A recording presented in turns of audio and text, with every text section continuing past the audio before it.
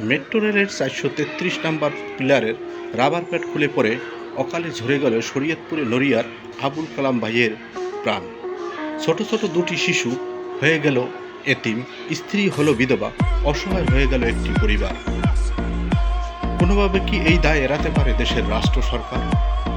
প্রতিনিয়ত বাংলাদেশে ঘটছে সড়ক দুর্ঘটনা, রেল দুর্ঘটনা, লঞ্চ দুর্ঘটনা, বিমান দুর্ঘটনা, অগ্নি দুর্ঘটনা, হারাচ্ছে হাজার হাজার মানুষের প্রাণ।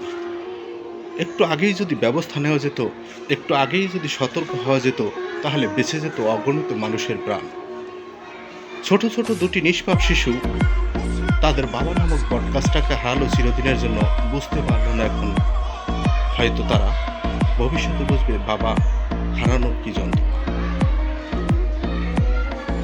তাই সরকারকে দুর্ঘটনা ঘটার পরে নয়, দুর্ঘটনা ঘটার আগেই প্রতিরোধ, সতর্কমূলক ব্যবস্থা গ্রহণ করা উচিত। এতে বেঁচে যেতে পারে হাজার হাজার মানুষের প্রাণ।